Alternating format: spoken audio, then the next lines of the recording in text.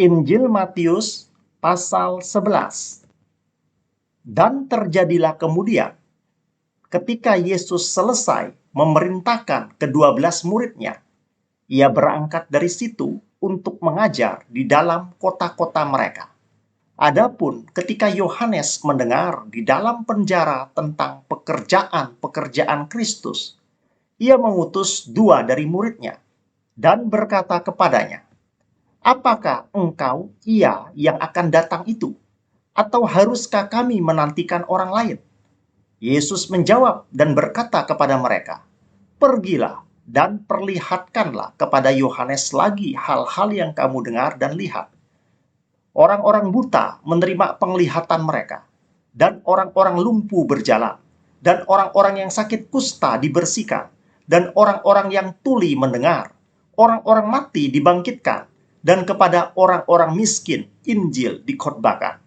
Dan diberkatilah barang siapa yang tidak menjadi tersandung dalam aku." Dan sementara mereka berangkat, Yesus mulai berkata kepada kerumunan itu tentang Yohanes, "Untuk melihat apakah kamu keluar ke daerah liar? Sebatang bulu yang diguncangkan oleh angin? Tetapi untuk melihat apakah kamu keluar? Seorang pria yang didandani dalam pakaian halus? Lihatlah, mereka yang memakai pakaian halus ada dalam istana-istana raja-raja. Tetapi untuk melihat apakah kamu pergi keluar? Seorang nabi? Ya, aku berkata kepadamu, dan bahkan lebih dari seorang nabi. Karena inilah dia yang tentangnya ada tertulis, "Lihatlah, aku mengutus pengabarku mendahului wajah engkau, yang akan mempersiapkan jalan di depan engkau.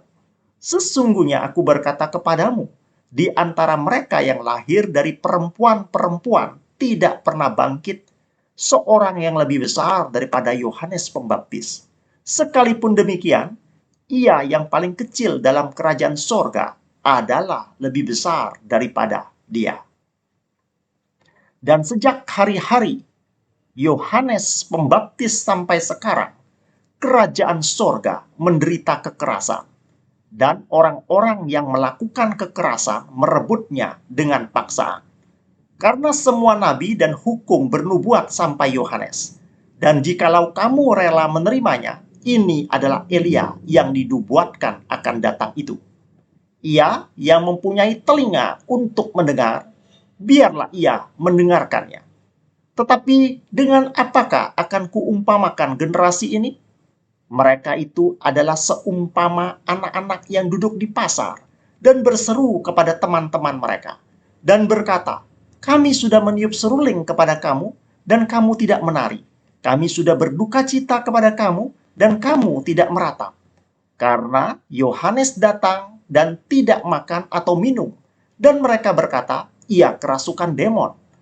Putra manusia datang dengan makan dan minum, dan mereka berkata, "Lihatlah seorang rakus dan peminum, teman pemungut-pemungut cukai dan orang-orang berdosa."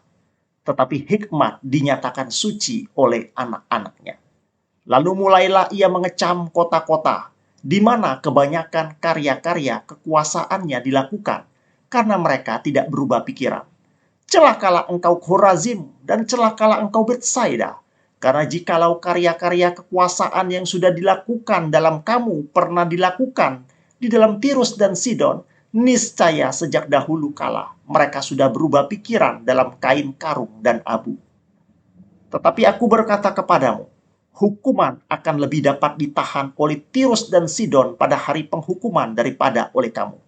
Dan engkau Kapernaum, yang dimuliakan sampai ke langit, akan diturunkan sampai ke neraka. Karena jika karya-karya kekuasaan yang sudah dilakukan di dalam engkau pernah dilakukan di Sodom, niscaya kota itu akan masih ada sampai hari ini. Tetapi aku berkata kepadamu, bahwa hukuman akan lebih dapat ditahan oleh tanah Sodom pada hari penghukuman daripada oleh engkau.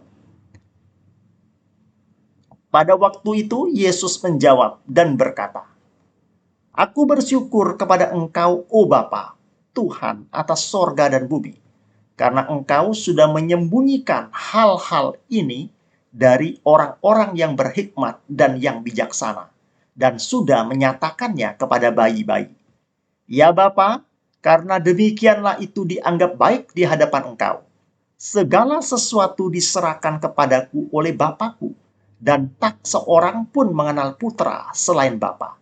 Juga tak seorang pun mengenal Bapa selain Putra, dan selain barang siapa yang Putra berkehendak menyatakannya. Datanglah kepadaku semua yang bersusah payah dan yang berbeban berat, dan aku akan memberimu peristirahatan.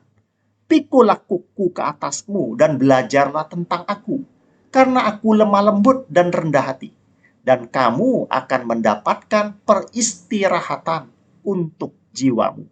Karena kuku adalah mudah dan bebanku ringan.